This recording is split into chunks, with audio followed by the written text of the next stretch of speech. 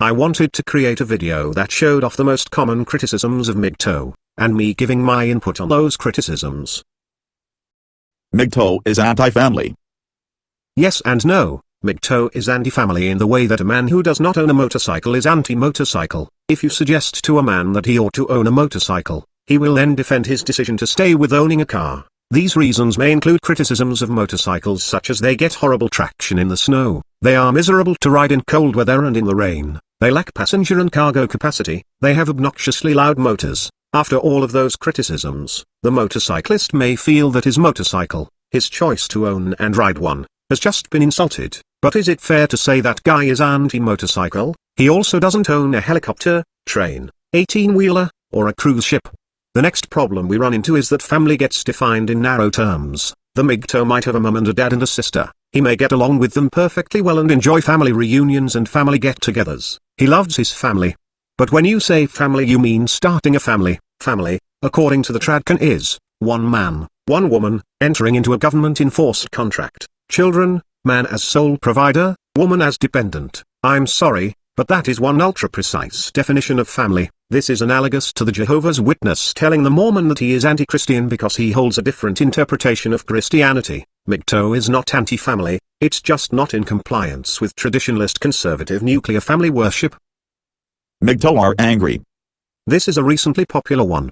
It used to be MGTOW are hurt, but right now the trend is to say angry. It's difficult for me to give a rebuttal, because I don't know every MGTOW. I also don't know any MGTOW at all on any kind of personal level. I will say any YouTuber that makes videos for social political change, has a certain air of anger to them. To call MGTOW angry, is nothing more than a hollow deflection. It's saying, oh, you guys have no valid points, you only have anger issues. This isn't an argument, it's a blatant insult and nothing more. This same sort of nonsense could be applied to Martin Luther King Jr., Malcolm X, and every member of every type of civil rights leader, including LGBT and feminist. Dear MLK, black people are not second-class citizens, you just got anger issues homie, you just need to heal. I personally don't feel angry on any outward level, when I make my videos. As a matter of fact, I often laugh and chuckle, a big giant grin as I concoct a comedy skit. I'm not saying I never get frustrated. I often speak to shitheads who want to constantly confuse the issues and bring up the dumbest shit imaginable, like half the arguments you're going to hear in this video. And yet I continue to make videos and when I have time, argue in the comments. If this anger that I feel was some painful, unpleasant, angry shit, I wouldn't keep doing it. I seriously have far better things to do in life than sit around being angry or doing things that make me miserable. Furthermore, the Tradcans who challenge MGTOW and hurl accusations at us, they seem very hostile. I guess everyone that argues MGTOW needs anger management classes. Should that be the new MGTOW retort to all naysayers? Just tell them they ain't MGTOW because they're angry? Furthermore, what the fuck is wrong with being angry? Why shouldn't people facing oppression or any level of discrimination be angry? Why shouldn't people be angry at seeing injustice? Isn't the fact that injustice prompts anger, being the driving force behind humans to create justice systems and attempt to right the wrongs? I'm sorry, but the accusation of MGTOW are just angry is a complete load of rubbish. MGTOW are misogynists.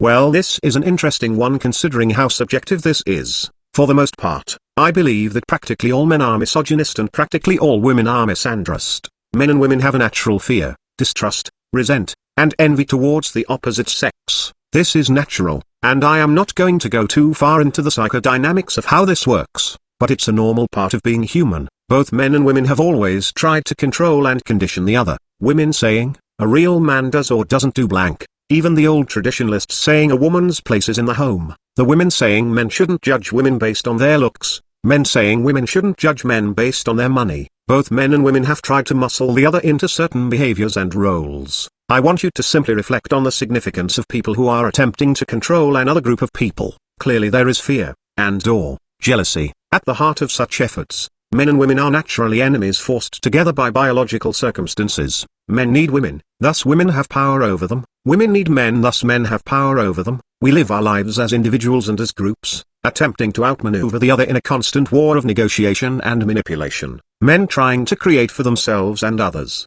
a circumstance in which they get the most bang for their buck, and women trying to create for herself and her kind the biggest buck for her bang. Two merchants haggling in the marketplace is a great analogy for the eternal struggle between men and women, and this is actually where most of the resent comes in. If for whatever reason men and women were not forced to pair bond, forced by biology to be codependent, did not need each other, practically all the hate, distrust and sexism between the sexes would disappear. Thus the more autonomy men and women have from each other, the lower the sexism itself would be. Women say I got what you need, thus I have power over you. The man says oh yeah, well I got what you need, thus I have power over you, and the battle rages on. Again, men and women are in an eternal power struggle with each other, and the moment we no longer need each other, the power struggle ends, and with it the resent, the misandry and misogyny. The more we are autonomous, the lower the intensity of the power struggle, the lower the power struggle, the lower the hate. We're not trying to oppress women, we're trying to liberate men. We're not trying to control women, we're trying to alleviate men of women's control. MGTOW are leftists, cultural marxists, social engineers, social justice warriors. This is just fucking silly, and is an accusation straight out of the right-wing fundamentalist, which most tradcans are. It has been widely established that on the mainstream political spectrum, most MGTOW, not all, and this is not a rule, but most MGTOW are libertarian, anywhere from moderate to extreme. Thus we can rule out both socialism, which employs large government and government control. We are not social justice warriors or cultural Marxist. I should note that cultural Marxism, political correctness, social justice warrior, this is all the same thing, and MGTOW is none of that. First and foremost, we are not anti-male, just the opposite is true. We are pro-male. On that alone, we are not social justice warriors. We are also not anti-white. We simply don't give a fuck what color our brothers are. Nobody gets racial privileging or racial guilt, and we're not about to start playing the check your privilege bullshit with race or sexuality. None of this bullshit about destroying the hierarchy, fighting against the white supremacist patriarchy, and creating a society where everyone is equally rich and equally happy and accomplished, etc. This social justice warrior allegation shit stems from the tradcan attempting to cement their position by simply stating men must bear bond, and there must be nuclear family, and must be breadwinners. It's the way that works because it's nature. It's sexual dimorphism, nature. I'm right and MGTOW is wrong, because nature. Can't argue with nature or you're a social engineer, you're a social justice warrior, and that's where that retarded shit stems from. Oh, and Paul Elam's comment that every MGTOW that doesn't want to accept his pro-marriage interpretation of MGTOW can swivel on it, and people who weren't receptive to that message were then referred to, by him, as being radicals, social justice warriors on the fringe. Also the fact that such a silly allegation was ever concocted, and was done so by the extreme right, and their obsession with fighting Marxism, and branding everyone that has a disagreement with them, as being Marxists etc., serves as a reminder of how important it is for the men's movement to remove itself from the superficial mainstream political battle of leftism versus rightism. The bulk of the men's movement consists of right-wingers. In the future this may change and the bulk will be made up by left-wingers hurling accusations towards everyone that doesn't fight for men's rights from a left perspective,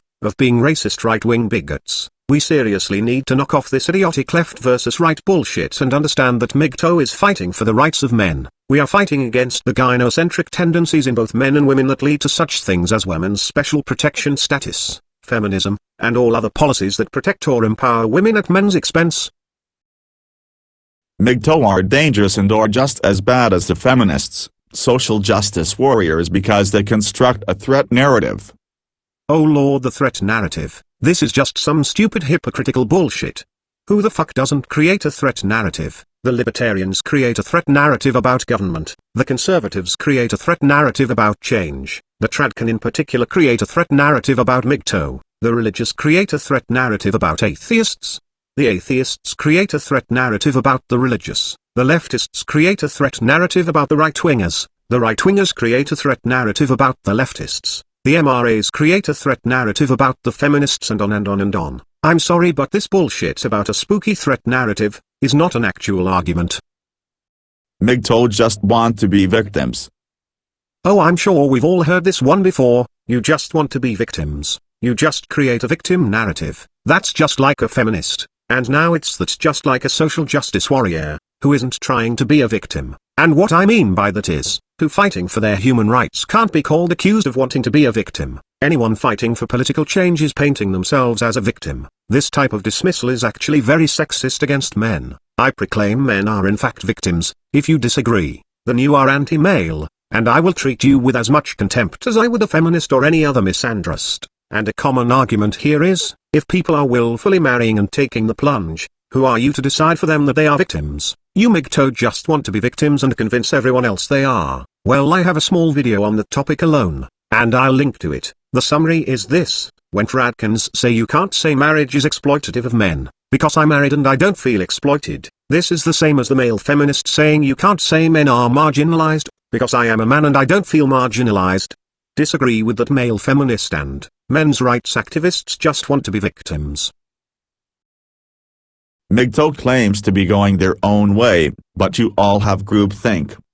This is the problem with going your own way as a phrase. Now here's the thing, every group of people who come together as a group have some similarities. These similarities build in a community means, the longer the group stays together and the closer they are, the more familiar and similar they become to each other. This is true for all groups. Tradcans got groupthink, libertarians got groupthink, social justice warriors got groupthink, AVFM got groupthink. Every fucking group has groupthink. It's a stupid fucking statement to make to begin with. Then our opponents try to play on the term going your own way as if to say that no MGTOW may think, do, feel, or bear any similarity to another MGTOW, or you guys aren't going your own way, you're a conformist cult. MGTOW is a cult. This is similar to the groupthink argument. I don't know how MGTOW is a cult ever got started. I think Bernard Chapin started that shit during his feud with Barbarossa. I don't even know how to explain how we're not a cult. I guess I'd start by asking the accuser to look up the definition of cult. We have no deity or leader. We have no exclusive club membership. We don't have any divinely inspired scripture. It cost no money to be MGTOW. We are not hidden, and no one is being cut off, or asked to cut themselves off, from the friends, family and former life. The accusation of cult is hollow fluff talk, for I don't like that you don't agree with my point of view. MGTOW will lead to extinction.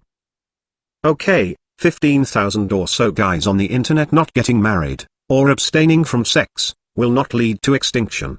The argument then becomes, but you are making an effort to reach more people to forever grow. If you do have success in growing, you will eventually grow to the point of causing extinction. If everyone were MGTOW we'd go extinct. Arguing this, oversimplified, because I have covered this numerous times, comes down to, MGTOW is not anti-reproduction. Although reproduction in this day and age isn't recommended, but even at its core, MGTOW is not anti-reproduction. Next, MGTOW isn't even about abstaining from sex. Many do abstain, but it's not a requirement. Next, we're not proposing that the future must consist of nothing but asexual or abstinent men, or even that every man has to be MGTOW of any kind. Next, MGTOW is less of a political force, although it can be, and more of a personal philosophy, but looking at it as a political movement, in order for significant change to take place in our culture, based on the spreading of the MGTOW philosophy, not even half the male population has to follow the MGTOW philosophy, as much as 50% in order for there to be enough men practicing just enough of the MGTOW philosophy to create a pro-male culture.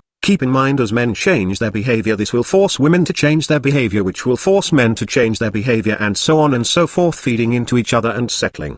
The behavior of men affect women and vice versa. If one changes, it has an impact on the other. Of course, our biology will always have an underlying current. This is true of any culture and its changes. Point is, not everyone has to take some vow of abstinence or identify as MGTOW for our philosophy to have a powerful cultural impact, liberating men, and significantly reducing gynocentrism. And even if it did create conditions that put us in legitimate danger of extinction, that alone would drastically change our culture and our situation. The next part of this is the men's movement is mostly white men, because it's mostly a Western culture thing, and white people are the majority. Lots of tradcans and others are white, and some of them will point out that we must do everything it takes to keep white birth rate up or whites will go extinct. Well, that's a white people only problem, but nonetheless, most of our members and detractors are white, so, the lowered birth rate is not uniquely white. Other races are also experiencing a progressive decline in birth rates.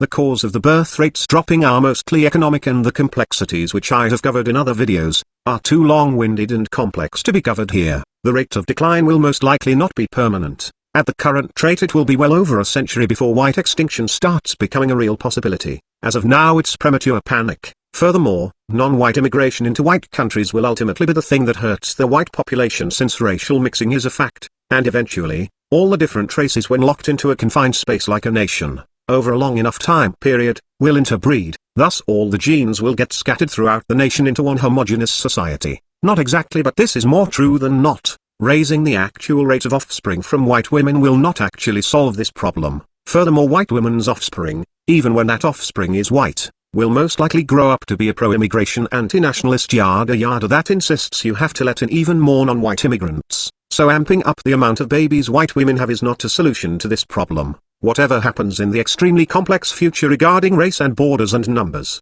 is irrelevant to this movement, and MGTOW isn't going to have anything to do with it. Wars, economics and immigration policies will be infinitely more a deciding factor in all of this than a grass-eaters or MGTOW phenomenon, and whatever solution any given race comes up with to remain populated and racially pure, a subjective term I might add, isn't going to have anything to do with the philosophy of MGTOW, and the whole idea of all the different races scrambling, in an overpopulated world, to find ways of maximizing baby output of their race, to remain relevant in the future against all other races, is a sad activity, and when you include throwing men under the bus to do it, it just gets sadder. And I only bring up the whitey gonna die aspect because I sincerely suspect it is the driving force behind half the panic and hysteria of needing a higher output of babies. In spite of the fact I have seen less than a dozen comments directly confirming this, I suspect it is 50% or more the issue, and due to political correctness, no one wants to pipe up and just say it for fear of being called a bigot. Not that I personally think any group of people wanting their race,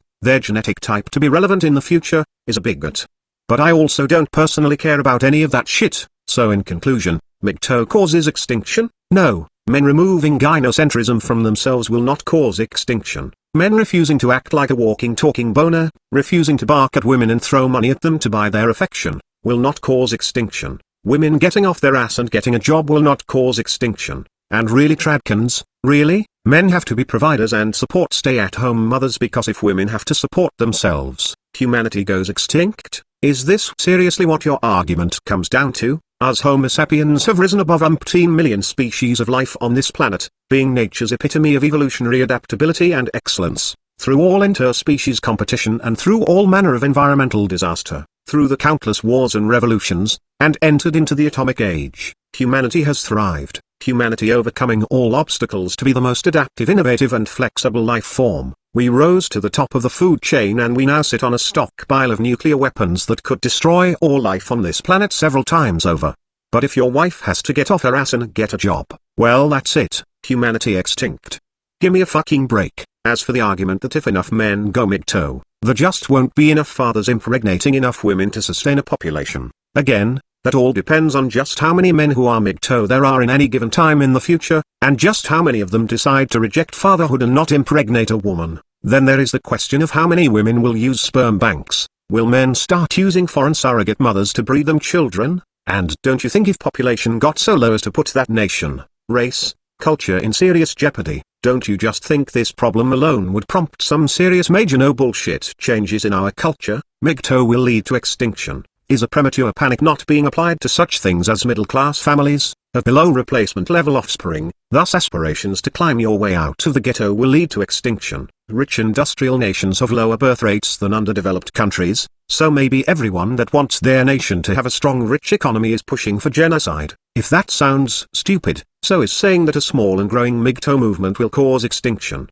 Again, no one knows what 100 years from now is going to look like, or what changes will take place. Maybe when the population gets so low that there is a reason for nations to start panicking, this will cause major changes in laws, which will give incentives for MGTOW men to become fathers. Things like knowing if the man does not have full custody of a child, he is not obligated to pay for it, would make men feel more confident in having children. Like I said, a massive population reduction would force needed changes. The MGTOW philosophy at its core is not the rejection of reproduction or a rejection of fatherhood, even if modern MGTOW believe that having a child with a woman under our current climate is not a smart move. MGTOW will not end the human species.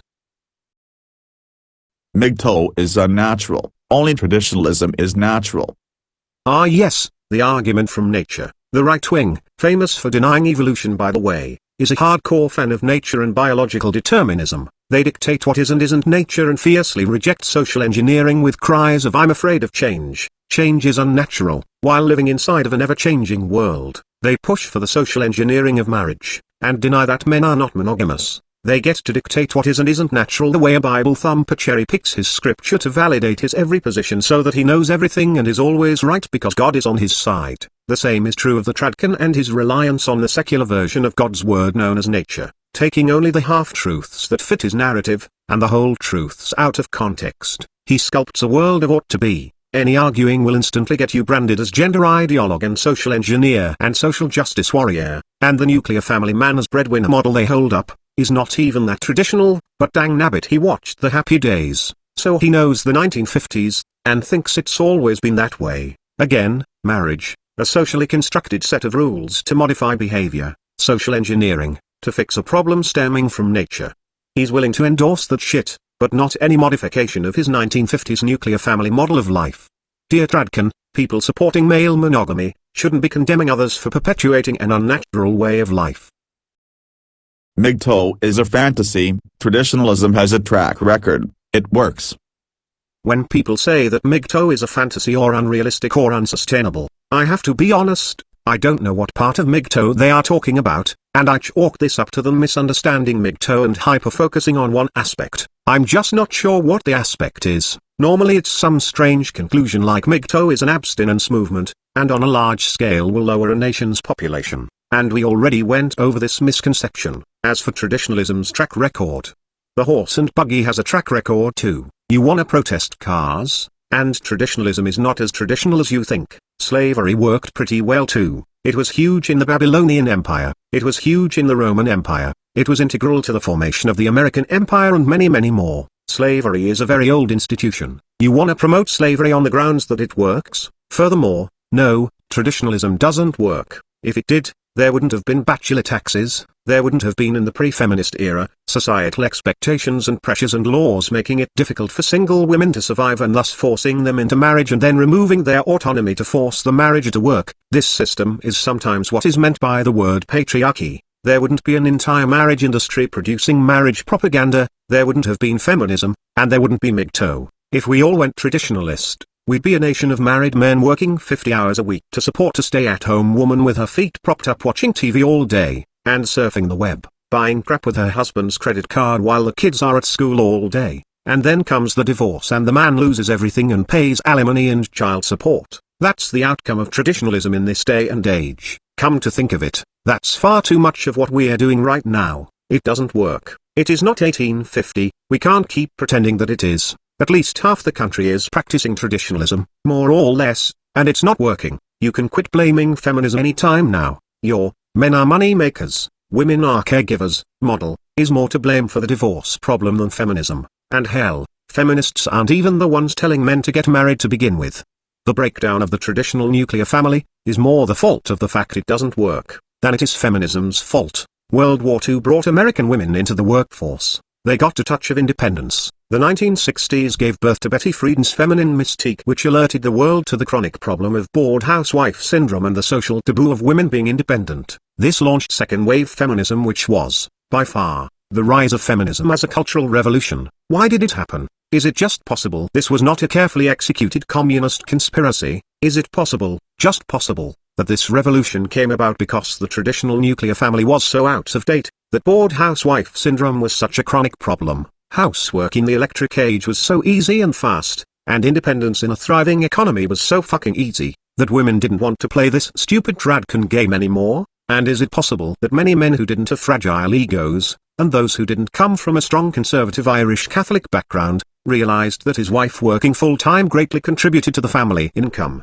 relieving the burden to himself, practically doubling his retirement plan, and raised the overall quality of life for the family, and thus women poured into the workforce virtually unchallenged, and second-wave feminism was born? Nah, nothing wrong with traditionalism, let's just keep blaming communism. Marriage in Western culture has been propped up by artificial constraints on women in the past, bachelor taxes, and by religious institutions. It has been kept on life support for well over a century. For crying out loud, let it die.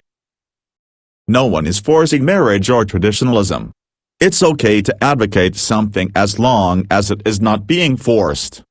If the argument is force, as in force by law, force by gunpoint, then we are not forcing anyone to do anything either. But you sure take issue with our anti-traditionalism and our anti-marriage stance. Common law marriages, in the West, are a type of forcing marriage. In the East, in many countries, you have arranged marriages, that's another type of forcing. But beyond that, force being subjective, yes, there is the forcing of marriage by offering marital benefits to married couples. Religious reinforcement of marriage in spite of the fact the marriages spoken of in the Bible are not what is getting called marriage by today's standard. This would be force by artificially constructed incentive, force by shaming and social pressuring. While this is slightly off topic for this video, I just want to mention now before I forget, that perhaps a much needed modification to marriage should be considered. If a person's motive for marriage is to be in compliance with their religion, then perhaps marriages need to be bound by church rules. Church performs the ceremony, and you agree to be bound by their decisions in a divorce. They get to decide when a marriage is or isn't eligible for divorce.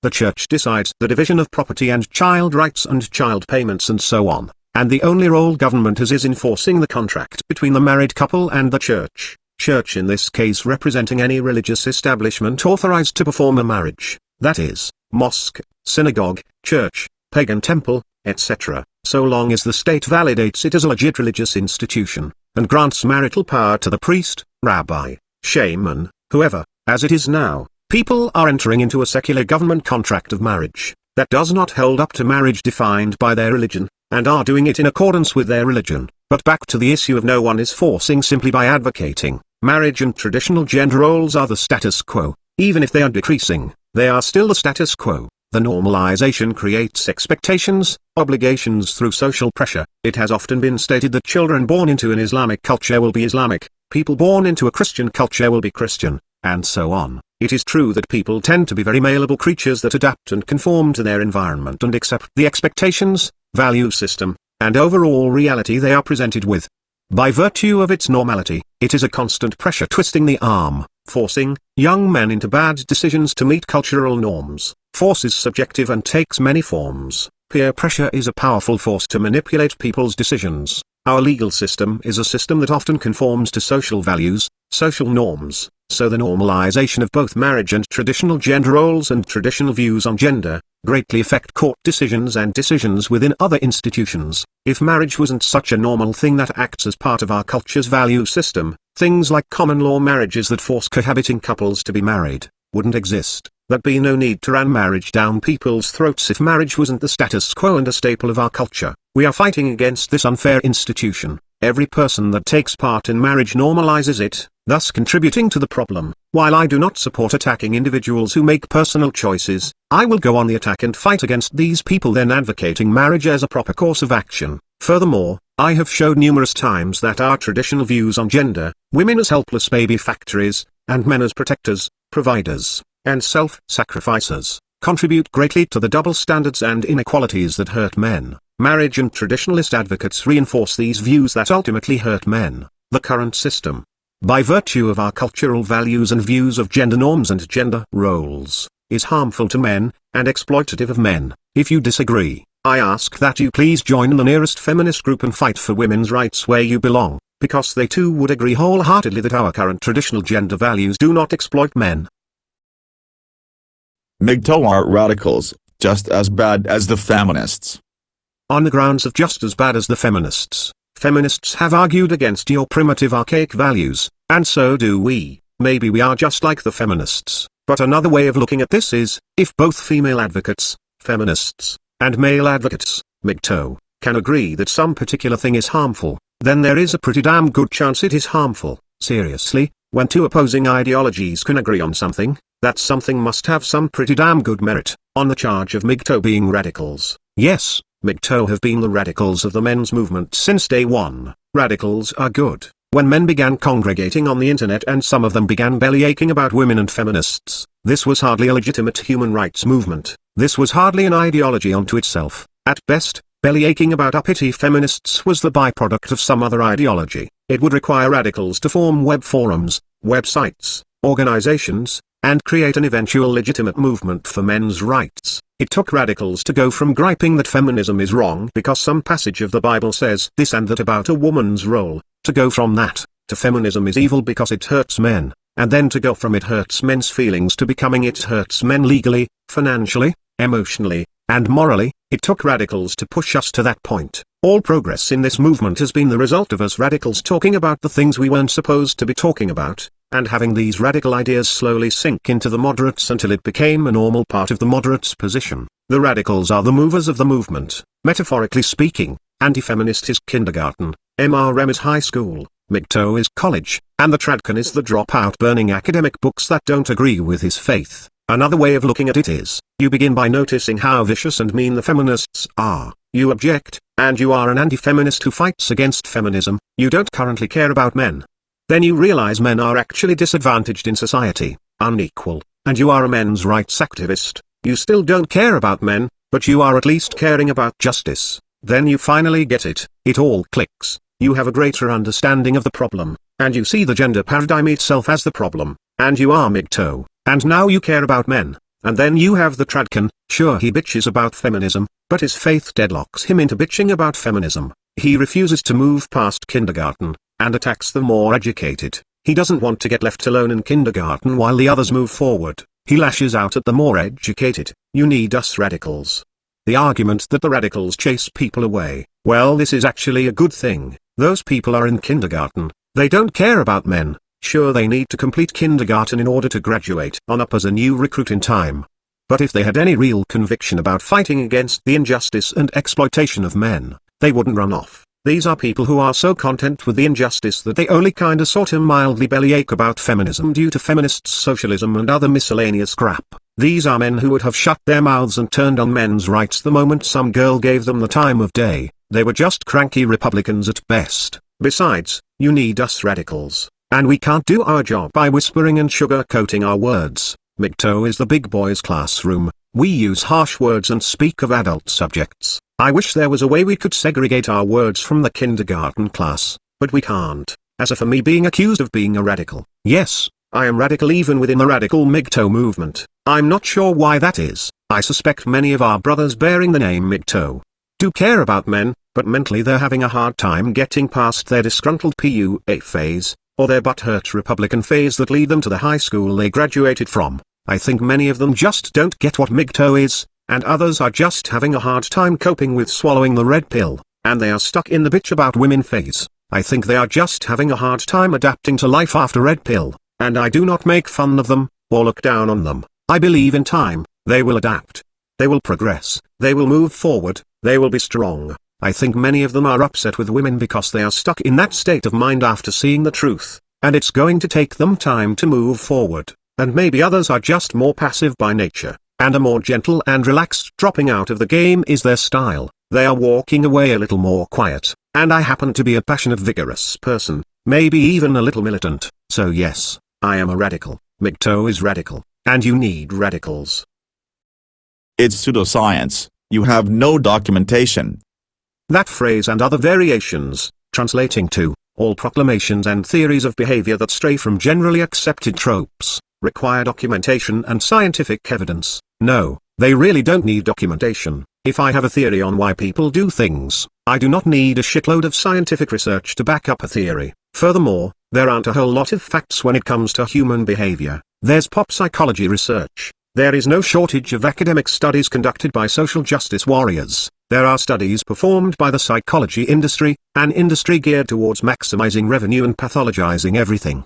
To that industry, everything is a disease, and their pills and talk sessions can help everyone. Again, self-serving profit-motivated industry has progressively less reliable studies and conclusions on human behavior, neurology studies on human behavior which are as misleading as they are educating. While the brain is an organ that needs to be studied, and is the organ responsible for our awareness and decision-making, our ability to really understand cause and effect neurologically is very limited to anything outside of motor function. What's more disturbing is the neurology institution tends to survive on grants gained by producing the most outrageous and shocking headlines about the newest behavioral study. Point is, most of what we know about human behavior comes from personal observation and speculation based on our own motivations, and the other part is observing everything we see through the cognitive bias of our cultural teachings. The traditionalist lives in a world of status quo. He lives in a world of commonly held beliefs. MGTOW challenges traditional conventions. We don't need documentation for every single thing we ponder,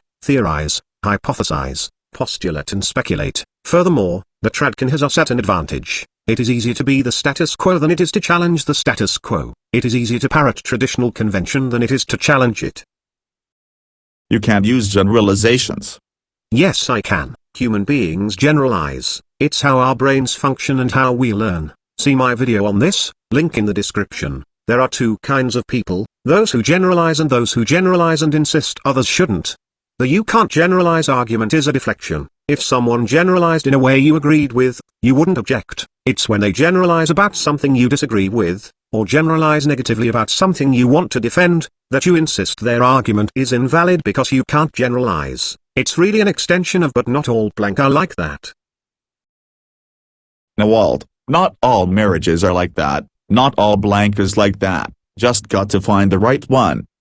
Okay, we done gone over the "you can't generalize." This is a bad argument for the same reason. It's a hollow deflection. It's an argument that could be used right back at the tradcan. Not all marriages are good, thus marriage is bad. Not all women are good, thus women are bad. And you can't accuse MGTOW of anything because not all MGTOW are like that. It's not much of an argument. Again, it's what you say when you want to defend a position, but can't argue the argument against your argument. It's a dismissal. It's a deflection, not an argument. But it also leads to the "just got to find the right one," because not all women and not all marriages are like that. Okay, look, the odds are against you. The game is rigged. There is no reason to support a rigged game. If the gambling game is rigged, boycott it. Otherwise the operators of the game have no reason to not rig it. Another way of looking at it, specifically the whole deal about "you just have to find the right one, because there are good women out there." Well, okay, yes, but let me try to show you the gravity of the situation. Stardust once said finding that right one is like finding a needle in a parsec.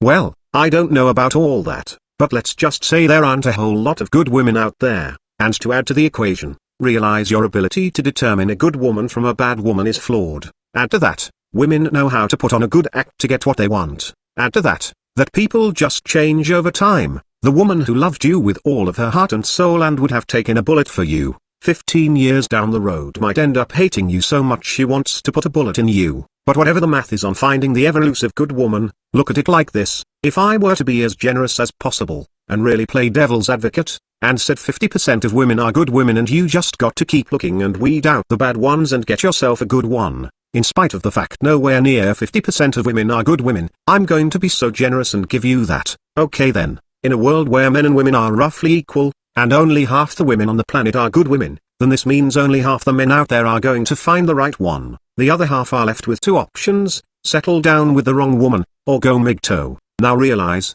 that number I gave you was generous. Nowhere near 50% of women are good enough people to be with for the long haul, worthy of being mothers, or can be trusted with the power given to them over you by marriage. So only a small percentage of men are going to find a decent woman to really improve the quality of his life. Most other men are just acting like desperate drug addicts, getting their fix any way they can and living the life of a pussy junkie. And let's not forget, marriage for a man should be rejected not on the chances of failure, but on the principle of how unfair it is to men, and how unneeded a government contract in your personal life is. The fact men will not stand up and protest marriage and give their own sex a better deal, is a testament to how divided men are, and thus a testament to how bad MGTOW is needed, not some tradcan man-up bullshit. I also want to add something I have stated numerous times: you cannot defeat the system so long as you are feeding the system. You cannot fix the system so long as you're propagating its corruption. The tradcans scapegoat feminism. You cannot fix the system by feeding it. I also think it is amazing how certain types of tradcans, though mostly just woman worshippers in general, will tell us that because women are the gatekeepers of sex and babies, society will ultimately yield to them. This is normally stated in a give up fighting against women and just focus on fighting feminism type of defeatist message. Yet when men start to walk away from pussy and marriage, where is this style of pussy worshipping defeatist tradcan telling us that because we're striking, we're in control? Instead we are told that we have a duty to cave into women or we'll go extinct. Men have a duty to keep up population, etc. Isn't that amazing? When women close their legs, they're in charge and us men better bow to the women. When men go on strike, men better knock their shit off because their strike is going to have consequences for us all. No matter how you slice it, the message I hear is men better just shut up and do as women say. Admittedly it's a rare type of tradcan to perpetuate this rare argument. They're not exactly male feminists, they're not completely tradcans, but they are white knights and they are in the MRM. The tradcan argument that men have a duty to knock off their strike because there will be consequences to us all. That is common tradcan logic. We hear that with all their population panic, but it's an uncommon tradcan argument that women are in charge because they are the gatekeepers. I just find it ironic that all the responsibility to cave in and man up for the greater good of society falls on men. You can tell MGTOW is the only pro-male philosophy because we are the only ones not holding double standards like that. The sort of double standard of women's choice/men's responsibility. This is the double standard found in feminism, and it is also found all through the traditionalist rhetoric. MGTOW must not be against marriage or exclude married men from its ranks because MGTOW means doing whatever you want. No, MGTOW is not doing whatever you want. Male feminists are men doing their own thing, doing whatever they want, but they are not MGTOW. MGTOW is at its core a rejection of female supremacism, gynocentrism. A man entering into a marriage contract is a man placing himself in a subservient position to a woman. He is giving his wife power over him. To make matters worse, if the man is in a traditional setup where he is supporting a woman, this is even more gynocentric. He is the worker bee supporting his queen bee, and locked into a government-enforced contract that gives her power to keep it that way if she wants, or for her to up and change the rules when she sees fit because she has power of the courts on her side. Any man who understands this and then willfully enters into such an awesome display of gynocentrism, is not being MGTOW. He is being the mainstream. He is conforming to the norm, the most gynocentric of norms. To say conforming like everyone else is doing your own thing is an oxymoron anyhow. If the MGTOW community were to accept married men as MGTOW, then what separates the MGTOW, MRA, anti-feminist, tradcan, and everyday mainstream vanilla Republican? Seems to me a MGTOW under those circumstances would just be an MRA uttering silly pretentious fluff talk about finding himself or some shit. If the marriage strike aspect of MGTOW is dropped, there really isn't much to define MGTOW. It just devolves into never-ending bellyaching about feminism, and does not differ from everything else I mentioned, at least by rejecting marriage. There is at least a focal point, or point of reference. We can say that MGTOW is rejecting gynocentrism, but if you get married and willingly submit to the ultimate in gynocentrism, then you're not really MGTOW. And if we can accept a married man as MGTOW, then what are we even claiming a rejection of gynocentrism is? For a person to be MGTOW, they have to reject at least some aspect, some degree, of gynocentrism. MGTOW do not insist that a MGTOW reject sex, dating, and even friendships with females, although some MGTOW do. But we insist you have to do a little something to reject it in your personal life. A line has to get drawn somewhere. Marriage is where the line is drawn, and I am never going to budge on that, and I encourage my fellow MGTOW to also not budge on that. MGTOW is not a binary, it's a spectrum, but it has to have at least some immediately recognizable line drawn for the MGTOW community to determine if someone is or isn't MGTOW. This often brings up the nonsense about MGTOW being a cult, or too ideologically pure, and forgive me, I think I am the one that got that shit started. It's like a vegetarian eating steak and hamburgers on a weekly basis saying I'm a vegetarian. I would have to ask, on what basis are you a vegetarian? Is it because sometimes while stuffing your face with pork, chicken, and beef, you make sure to add a vegetable to your meat-based diet? Imagine having a meal with your vegetarian friends, stuffing your face with a bacon cheeseburger and saying I'm with you guys, I'm a vegetarian for life, and one of your vegetarian friends says, you'd be more convincing if you weren't sputtering pork and beef in my direction while saying it, and you retorting, oh my god, you people are a cult. It's that fucking stupid. MGTOW are gender ideologues.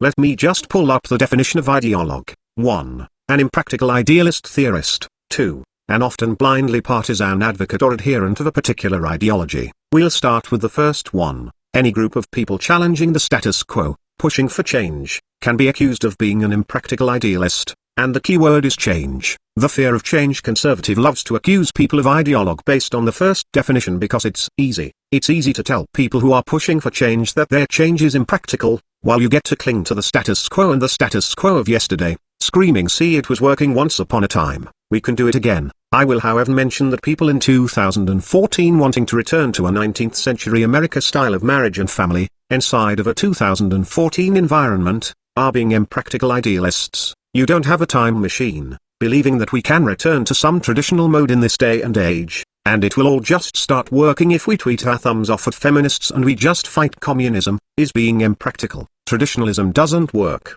Our situation is different. The market has changed. Women can support themselves every bit as good as men, and when they stay home, they are not acting like traditional 19th century housewives, they are acting like your 25-year-old son who won't get a job and move out or help out with the rent, but thinks mowing the lawn is earning his rent-free keep. This doesn't work. You're supporting a stay-at-home free rider woman, and you do it for one of two reasons. Either you're doing it to comply with your right-wing conservative faith, or you're so desperate for pussy and female approval, you will pay this woman like a prostitute to give her services to you. If you really wanted traditional marriage, drop out and move to an Amish community where your wife can milk cows and churn butter and beat carpets by hand, etc. Go move to Iran where the theocratic government holds a machine gun to your head, forcing men to be men, and women to be women, and locking them into a traditional gender role. On the next part of the definition, blindly advocates and adheres to a particular ideology. No, we don't do it blindly. We are aware that our ideology is not some one true path to utopia. We admit we don't have all the answers and we will have to forever figure them out as we move forward.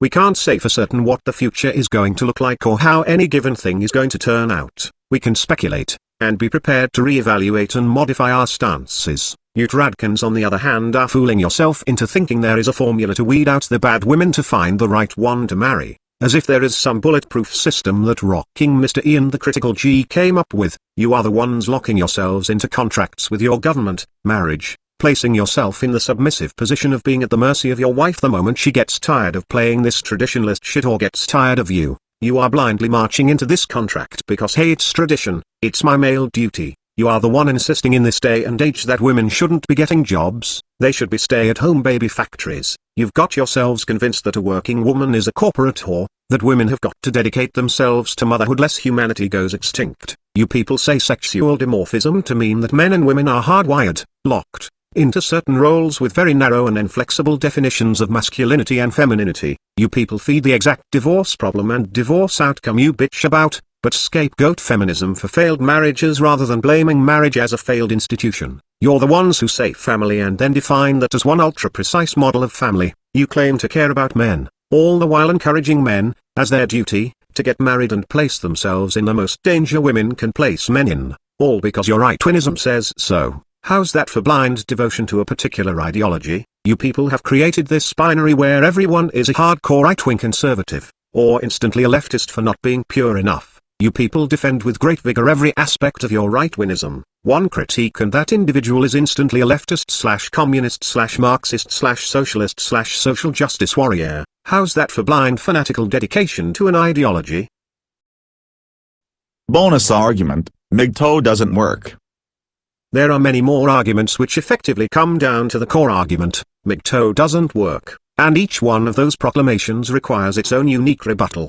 But all in all, the notion that it can't work, just as a general statement, is neither true or false. It's not applicable. It's not an applicable statement because work has never been clearly defined. MGTOW is not a system of government, or a system of economics. MGTOW is not even really a political movement, although MGTOW doesn't stray from gender politics. It just isn't in and of itself a political movement. It's a philosophy, and for some a spirituality. To say MGTOW doesn't work is to say Buddhism doesn't work. In what way does Buddhism not work? Aren't the Buddhists? Hasn't Buddhism been around for many generations? Hasn't it had an impact on the culture and thus the laws of Eastern countries? MGTOW is at its core a rejection of gynocentrism. It is just an idea. The idea is that men need to start valuing maleness, rather than worshipping women. He needs to find worth from within, and not seek it from women. A man needs to find completeness in himself, and not seek completeness from women. It begins with acknowledging that men are vulnerable. They have a major weakness. A man's weakness is his need for sexual gratification, and for female approval. Sometimes this approval comes in the form of the male saying that girl is pretty, I want to own her, and own her prettiness. But this in reality translates to I want her approval to own her, which ultimately translates to I want her approval. A man wants to earn the approval of a woman so that he may own her, so that he can hold her up as a trophy of his worth. He is incomplete, and completes himself by achieving worth vicariously through his trophy. This part of male psychology ultimately puts women in control of men. Men are weak, women use and exploit that weakness. MGTOW holds that men should make efforts to be strong, and to not be controlled by women. Men seek worth, and judge other men's worth, by examining his trophy, or the level of female approval in general that he gets. MGTOW says we should do what we can to ease back on that mentality. The goal of our MGTOW communities is not to create some immediate and forever sustainable future where no man ever has sexual desires for a woman. Our goal is to spread an awakening, an idea, that idea being that men should grovel a little bit less. Granted, that's an oversimplification, and as I said, it begins with men understanding themselves, understanding that women have men on a leash. That leash is wrapped around our cocks, and we follow them wherever they take us. Men are weak, and men need to do what they can to remove this control. Women laugh at MRAs and say you need us more than we need you, and the MRA immediately starts whipping out arguments such as men built everything, men's taxes fund this and that, and you need men to repair your broken appliances. Stop with the defensiveness. These cackling women who mock you are actually correct. You do need them more than they need you. That's why men continue to buy women movie tickets and pays for dinner just to get a date, and they buy her jewelry and every other little thing she wants, enter into contract called marriage, financially support a wife who may or may not even bother to have kids, supporting her like she was a child. This is so embarrassing. Oh my brothers, how you humiliate yourselves pussy begging and buying a woman's affection. You're so desperate for sex and their approval you're buying it. You're so weak, sad, pathetic, and desperate. And to make it worse, you will not admit this weakness. You instead manufacture convoluted nuclear family bullshit and arguments from nature to defend your decisions. Decisions born of weakness and vulnerability. How many men picked up the guitar as a boy, and practiced it with the number one driving force being I bet this will make chicks really dig me, and if not, they'll want me when I am a famous rock star. Look at how under the gynocentric power you are. Look how much women control your life. The pursuit of women has been your modus operandi. Men do need women a lot more than women need men. That's why it's so normal to see men financially supporting a woman, buying her affection, and paying prostitutes for sex, than you see women doing either one. My personal goal as a MGTOW is to spread this awareness to my fellow man. First, acknowledge this weakness, that women have you by the balls. Second step is to say to yourself, I wish it didn't have to be this way. That's it. Once you have done that, you have been awakened. All I want is a cultural awakening. Once we as a culture have accepted this, that's all we need for the wheels to be set in motion for a better, more fair, less misandrous future. The naysayers tell us that if there is gynocentrism, then it is nature and you can no more fight nature than you can gravity. Give up. And to that I say, we fight gravity all the time. A plane does not defeat, as in destroy, gravity, it merely fights against it. Every day that you get up and move around the house you're fighting the eternal force of gravity. It's true that the weight of gravity is always there. We are bound to the eternal laws of universal physics. Yet interesting how we don't lay on the floor like a puddle of gel, completely defeated by gravity. We fight it, in order to function. We don't need to make gynocentrism go away. We just need to fight it. And the fight begins with acknowledging it.